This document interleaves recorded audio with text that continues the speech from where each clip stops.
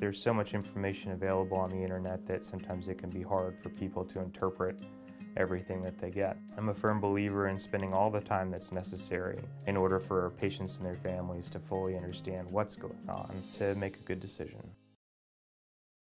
Hi, Max Brantley with the Arkansas Times on Monday, February 12th. Well, the legislature began its biannual budget session today with a speech from Governor Asa Hutchinson. It was mostly a speech in which Hutchinson touted all the great things that have been done in Arkansas since he became governor a little over 3 years ago. He said, of course, he's going to continue to try and promote, quote, efficiencies in government, spend less and do more with less. Inevitably, that means fewer jobs, less services, no matter how you slice it. He's moving ahead with his plan to pair Medicaid. He says his rules would be stringent but not punitive. Punitive is in the eye of the beholder, of course, if you lose your job or lose your services because of these, quote, efficiencies. But anyway, that program goes on. The big question about whether he has the votes to continue the Medicaid expansion program, that'll be decided later in the session. Later today, the Joint Budget Committee is going to meet about some extra spending. That's for the Arkansas Supreme Court, which is seeking $160,000 right now in authority to pay outstanding legal bills, and maybe another $500,000 more. An interesting fact is that the 4 female justices on the court have gone out and got their own lawyers to defend the court against a lawsuit by Wendell Griffin off being thrown off death penalty cases. The others were ready to use a constitutional law group out of New York. Justice Courtney Goodson has run up $86,000 alone on her own lawyer, an expensive firm out of Washington, D.C.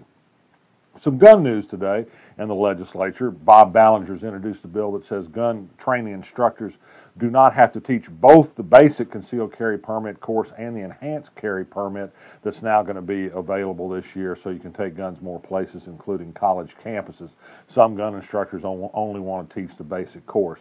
Also in gun news, Remington Arms, the big manufacturer that has an ammunition plant in Lonoke, says it's preparing to file for bankruptcy. It's gotten behind on its payments. The gun business isn't as good as it used to be. Some people don't want to invest in companies that sell instruments of mass killing. And also with Obama no longer in the White House, the fear that somehow guns are going to be taken away is no longer rampant in the land. The gun business isn't so hot right now, though we still love our guns in Arkansas. And one more thing about guns. Attorney General Leslie Rutledge, who's never met a gun she didn't like, actually issued an opinion last week that said there are some cases where you may be restricted in where you may bear arms. Yes, in public buildings in Arkansas that also sell alcohol, they may choose to put up a sign that says no weapons are allowed on the premises, and she says that's perfectly constitutional. How about that?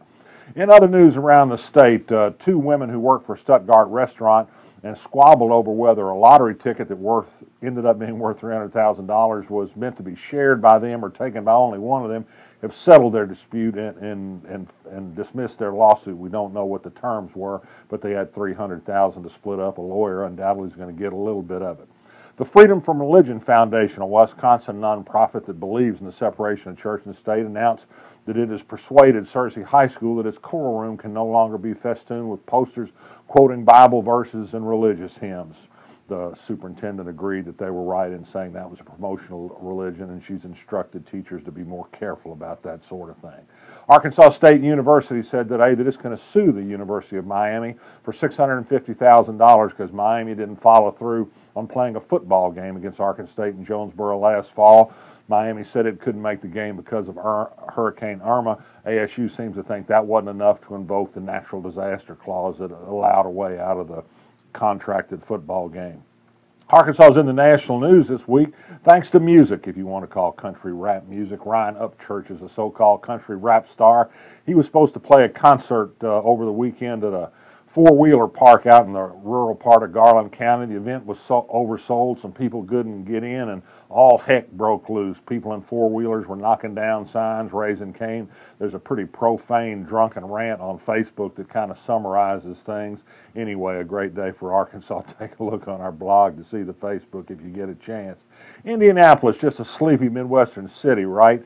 Well, they've got a mayor that knows what's what. He says it's a bad idea to widen freeways through the heart of town and do more damage with a freeway than what's already been done by intercity freeways. Indianapolis, you might know, is in the final 20 of consideration for Amazon's second headquarters, so maybe they're on to something that Little Rock is not, but they don't have a highway department and chamber of commerce intent on laying more concrete wherever they can lay it. Good for Indianapolis.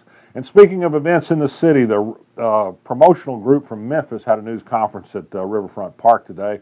They're going to take over Riverfest. They bought the rights to the old organization that had Memorial Day weekend concerts for some 40 years on the riverfront. They're going to have a somewhat smaller concert and carry it forward as a for-profit enterprise. I think there'll be carnival rides, country acts, maybe some old school rock and roll, a not quite as expansive project. They say that they know how to breathe new life into old festivals and make a little money while they're at it. They'll announce their headliners later this spring. That's the news today. Back for more legislative excitement tomorrow. I'm Max Brantley. Resist.